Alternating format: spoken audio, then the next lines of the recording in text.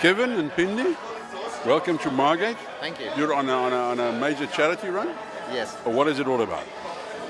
We started a run on the 1st of April, and this run is a 900 kilometer run. We've been completing 30 kilometers every day. Obviously the 29th, we've got one more day to go. Where did you start? So we originally started at the border crossing at Cozy Bay, so the Mozambique KZN border. And as I say, we've been running 30 kilometers, and tomorrow we finish at Port Edward. So our leg tomorrow starts in Margate, and that's our final leg of 30 kilometers. And how have your legs been keeping up? You look quite fit and up and about. The legs are fine, and surprisingly so, because Kevin and I are runners. I've done 4 comrades. He's done about 8 comrades, and any runner will tell you that after any marathon or even at 30 kilometers, your quads feel very sore, and that was our biggest concern. That the second day, are we going to be able to wake up and do a 30 Ks? Surprisingly so, we're able to do that. To date, I still wake up and feeling refreshed. However, every time when I finish a 30K, for about 2 hours, I feel a bit sore. But after that, after a few stretches and foam rolling and following the recovery routine that has been recommended by the team that was preparing us for this challenge. And you've got a support team coming with you. We were fortunate in that Prime Human Performance Center, which is a gym at Moses Mabhida Stadium in Durban, offered to work with us to prepare us for this challenge. And we worked with the best doctor, Dr. Kevin Suban, who works with the Olympics team.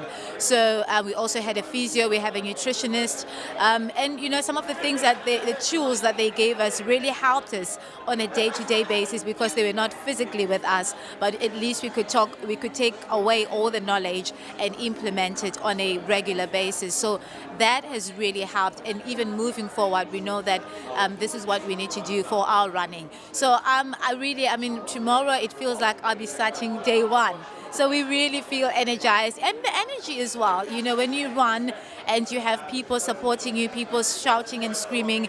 And I need to mention this right now to say, having gone past so many towns and districts, this is by far the warmest place we've been to. South Coast has been amazing. The people on the road, the motorists, you see certain things, you observe certain things. Yes, we run, but there are times when we're also behind the wheels. And one of the things that we actually we've committed to doing is that no matter how urgent or how important a call is, there is no way I should take that while behind the wheel. It is all of us, we have a responsibility to respect each other when we are on the road, from motorists, pedestrians, cyclists, runners, bikers, everybody. We have a responsibility, because there are far too many people dying unnecessarily. So we have to be responsible. And I've seen a lot of things happen here in the South Coast. We've been hosted by some of the warmest hotel owners, and we deliberately went for the smaller hotels because those need to be showcased. There's some really stunning and relaxing, and I also love the fact that the South Coast, most of the hotels cater for the family. You walk into a hotel and kids feel as part of the whole establishment. There's an entertainer dedicated to take care of the children. We need that.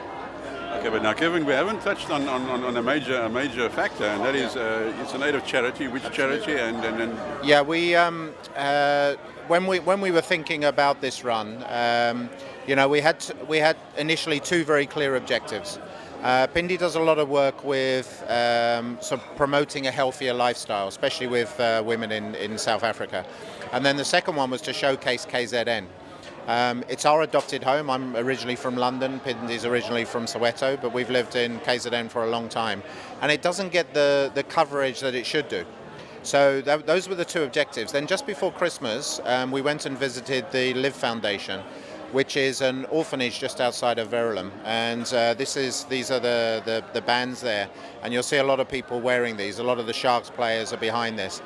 And this orphanage is fantastic. It takes kids in, it houses them, it educates them, it loves them. And the thing that we really enjoy is they have wonderful sports facilities there.